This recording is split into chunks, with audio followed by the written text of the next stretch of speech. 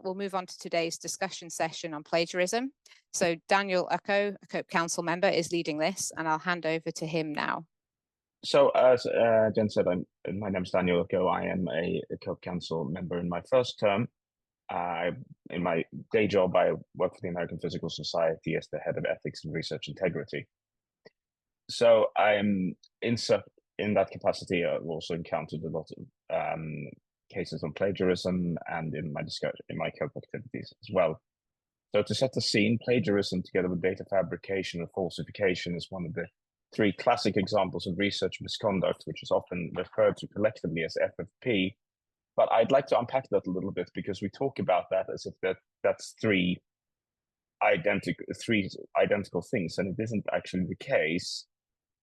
Research publication is a credit economy, and the main point is that falsification and fabrication is presenting data that is basically not true, and it's sort of a crime against nature, if I can be hyperbolic. But what plagiarism does is actually about credit, and it represents on the level of who, not on the level of what.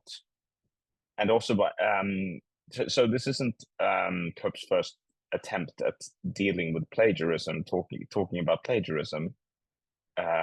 It has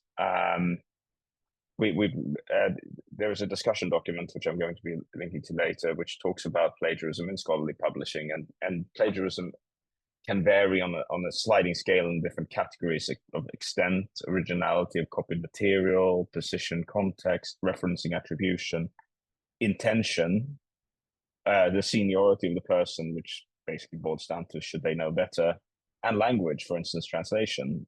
So editors and integrity specialists encountering plagiarism have to basically make a judgment about how serious the plagiarism is along these axes, and the responses can range from a sharp letter educating authors about what is the proper way of doing things, to rejection if the paper is unpublished, or correction if the paper is published, or for severe cases, retraction, and even contacting the author's institutions.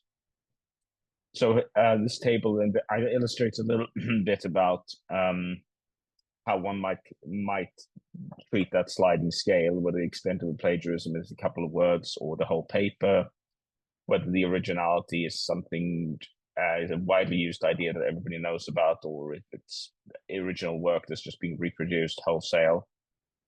The position, context, again, from standard methods to actual original research, the referencing as well, and the intention, whether it's unintentional plagiarism or whether it is basically just the intention entirely.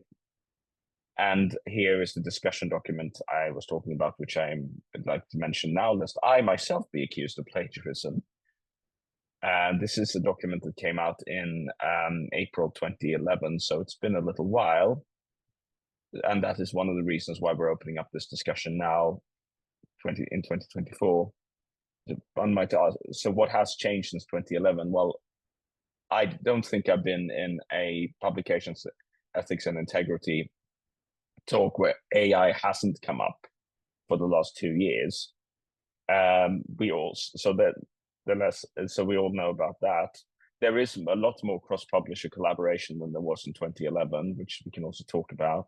We have some improved detection tools, and there's also been, over the last year or so, more attention to plagiarism in the mainstream media, including some cases that are clearly politicizing plagiarism for other means.